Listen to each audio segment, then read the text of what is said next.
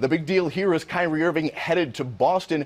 Very unusual here, and you think about LeBron James and the impact that it will have on him. His teammate now going to his arch nemesis in the NBA. Well, Jared, look, I think you nailed it when you talked about the unprotected pick that Cleveland gets in this deal. That would be a deal maker. Something that previously this summer in conversations with other teams, that was a deal breaker for Boston. Both Jimmy Butler and Paul George were available via trade, and Boston Danny Ainge clearly wasn't willing to part with some of those assets before he chased down Gordon Hayward in free agency. If you look at the way it's all come together, I just think it's been Danny Ainge playing a different card game than some of these other GMs, and he smashed it this summer. You look at adding Gordon Hayward, adding a player like Kyrie Irving to what you already had, Jason Tatum in the draft, Al Horford already there as one of your foundation guys. This is special stuff that Boston is putting together because they're going to be a competitive team at the top of the Eastern Conference standings for the foreseeable future if they can get this done and everything falls into place properly. Sekou, let's address the LeBron James angle here. And it seemed like a game of chicken between Cavs owner Dan Gilbert and LeBron, where Gilbert wanted LeBron to commit beyond next season. LeBron reportedly not willing to make that type of commitment, and that would impact who they traded for. Do you think this type of deal could satisfy both parties in that they don't have to necessarily pay Isaiah Thomas $200 million, but maybe he is a good enough wingman to help get LeBron back to the NBA Finals? Oh, I don't think there's any question Isaiah Thomas is good enough to help Cleveland get back to the conference finals and beyond. He's every bit the scorer that as the guy that they're losing or giving up. He's certainly dynamic enough to be a part of whatever Cleveland wants to get done in terms of, maintaining their stranglehold on the Eastern Conference.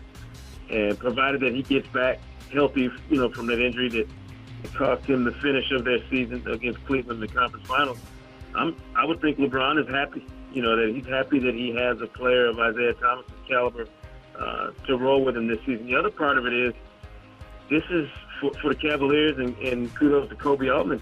This is insurance as well for them. If things go awry, next summer in free agency and LeBron's out the door, and you don't know what happens with Isaiah Thomas as a free agent, then you've got that draft pick sitting there to help you rebuild and restart the process all over again. When you look at the landscape of the Eastern Conference, obviously Boston finished in first last year, but ultimately they were looked at as a team that maybe had some of the worst statistical numbers to ever earn a top seed, and they got beat by the Cavs in the Eastern Conference Finals. Do you view the path to the NBA Finals any differently now than you did before Kyrie Irving was sent to Boston and Isaiah Thomas to Cleveland? Yeah, look, I think if this deal hadn't gone down, I still think Cleveland would have been behind the eight ball in terms of trying to get there again. You do it 3 years in a row, the energy that you expend doing it, your roster has to find some fresh legs or a spark somewhere. So they were going to have to grind through this fourth campaign in whatever way they could. To me, this changes the dynamic a little bit for both sides. It gives them both a boost, having some new faces, some new blood in the ranks, and giving you a chance to see if there's maybe a different dynamic that you attack the season with. I think Gordon Hayward was going to make Cleveland more interesting. Gordon Hayward and Kyrie Irving makes, Cleveland's season much more dangerous because now Boston has some added firepower that they didn't have last time around. But you say that knowing that Isaiah Thomas, the best fourth quarter scorer in the league, Jared, is now playing alongside the guy who's universally recognized as the best player in the game right now. With Kevin Love still in the fold and all these other pieces, it just makes for some really good potential playoff basketball between these two teams if they're to meet up.